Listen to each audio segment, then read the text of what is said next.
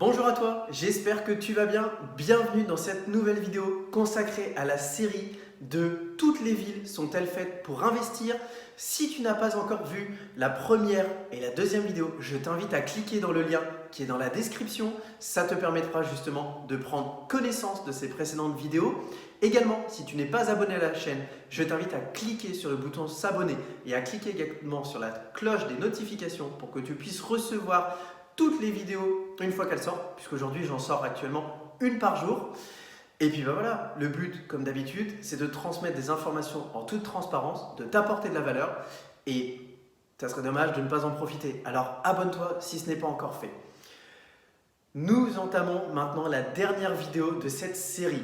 Nous allons analyser les biens justement qui sont situés dans les campagnes dites entre guillemets reculées. Je parle bien évidemment de ces villes de moins de 500 habitants. Ça peut même être des fois des villes de moins de 50 habitants. Il y a beaucoup d'investisseurs qui s'intéressent à ces villes-là, qui investissent dans ces villes-là. Et aujourd'hui, s'ils le font, c'est qu'il y a un intérêt. Et mon but, c'est justement au travers de cette vidéo t'expliquer le pourquoi du comment. Donc, pourquoi ces personnes s'intéressent à ces villes-là? En effet, comme on l'a vu dans la première vidéo, si les gens investissent dans ces villes-là, c'est tout simplement qu'il y a de la demande. À partir du moment où il y a une demande, il doit forcément y avoir une offre en face pour pouvoir la satisfaire. Et surtout, et c'est le gros avantage de ces petites villes, c'est que justement, s'il y a une demande, mais qu'il y a peu de personnes qui s'y intéressent, cela veut dire que déjà, tu as déjà marqué un point sur la concurrence, puisque vous êtes peu à devoir vous démarquer face à cette demande.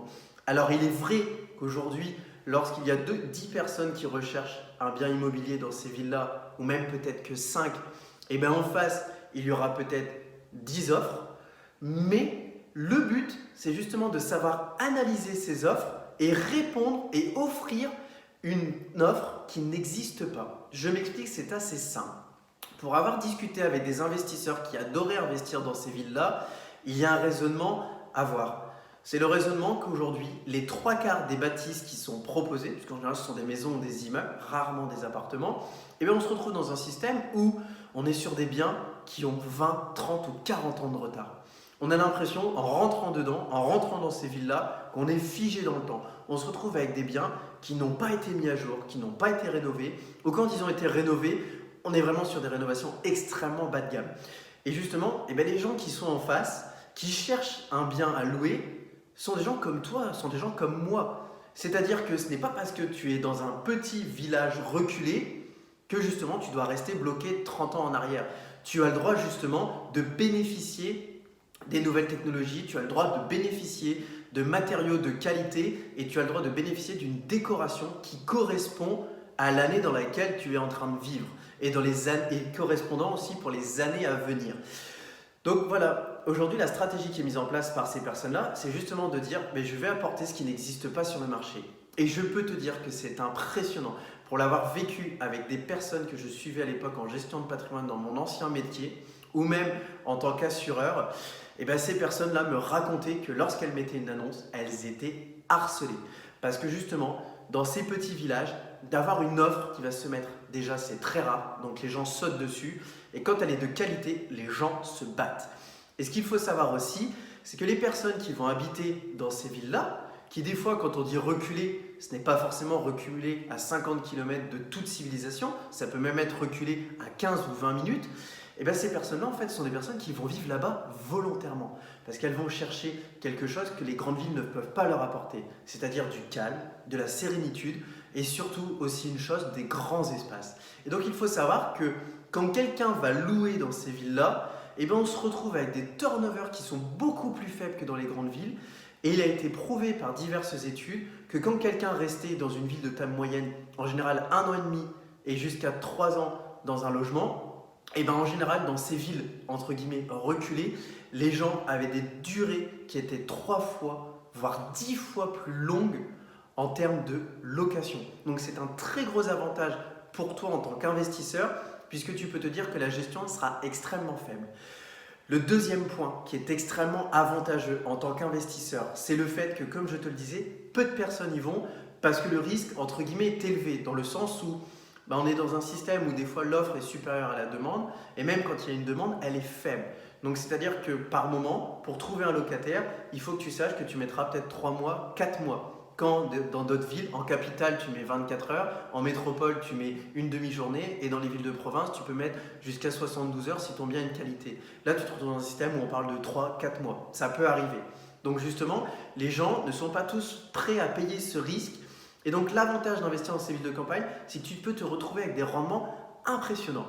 Et moi, j'ai connu justement des investisseurs qui arrivaient à avoir des rendements, mais juste hallucinants, de 15, 20, 30, voire même des fois 50%.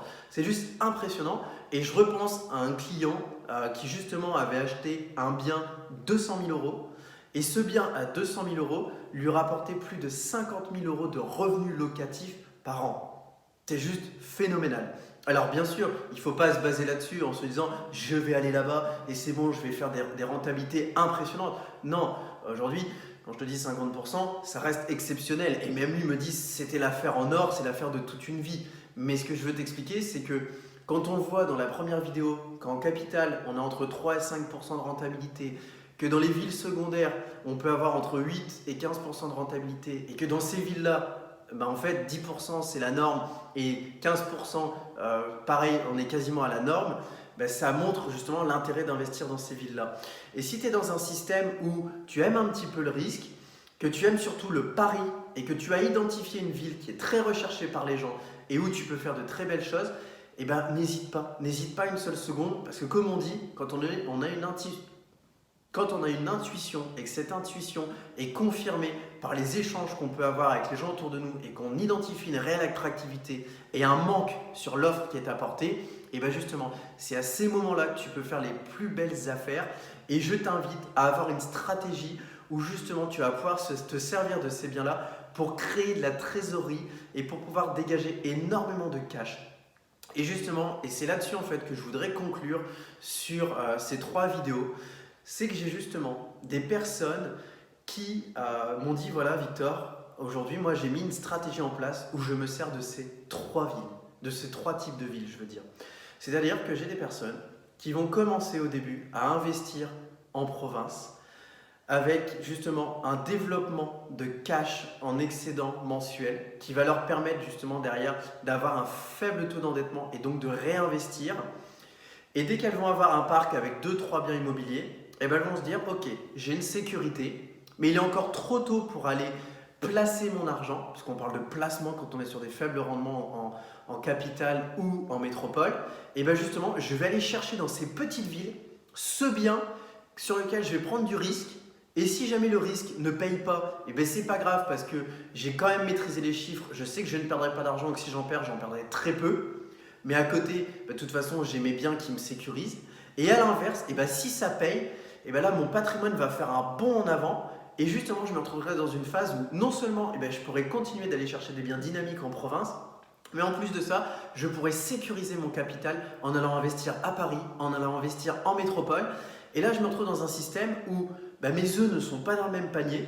Non seulement j'ai plusieurs situations géographiques, ce qui fait que ça peut correspondre à divers types de personnes. Si demain, il y a des évolutions majeures au niveau de la société, et justement, je me suis sécurisé. Et puis après, la dernière chose, c'est pareil. C'est surtout qu'aujourd'hui, chaque ville a son propre type de population. Et le fait d'avoir ces investissements qui sont écrémés et diversifiés, tu te retrouveras dans une phase où tu pourras justement choisir. Tu auras ce luxe de choisir et tu pourras te dire ok, ça fait 5 ans, ça fait 10 ans que j'investis, et maintenant je sais ce que j'aime. Je sais ce que j'aime. Et il n'y a pas de plus belle récompense. C'est-à-dire qu'en fait, au niveau de l'immobilier, on a souvent ce raisonnement de se dire en fait, j'investis parce que c'est ce qui va me faire gagner de l'argent. Oui, l'immobilier, c'est le plus beau levier d'enrichissement. Mais ce qu'il ne faut pas oublier, c'est qu'il faut faire des choses aussi par passion. Parce que si on aime, on n'a pas l'impression de travailler, on n'a pas l'impression d'avoir des tracas. C'est quotidiennement un jeu vidéo à grandeur nature. C'est quotidiennement du sport qu'on aime faire et sur lequel on va venir se challenger. Et justement, je t'invite vraiment à te poser ces questions. Est-ce qu'aujourd'hui, tu investis parce que tu aimes ça ? Est-ce que tu investis parce que c'est nécessaire ou est-ce que tu investis en copiant ce que font les autres et en ayant justement de l'amertume parce que tu as l'impression de stagner ou de ne pas réellement faire des choses qui te correspondent? Voilà, et bien écoute, cette série de 3 vidéos est terminée. J'espère qu'elle t'a plu. N'hésite pas à me faire ton retour dans les commentaires. Et puis pareil, comme d'habitude, je te laisse mettre un pouce bleu. C'est la façon de me remercier, c'est la façon de me récompenser pour mon travail. Et surtout, ça aide quotidiennement de nouveaux investisseurs ou des investisseurs expérimentés à découvrir cette chaîne et en apprendre toujours plus. Voilà, et bien écoute, je te dis à très bientôt pour une prochaine vidéo. Ciao!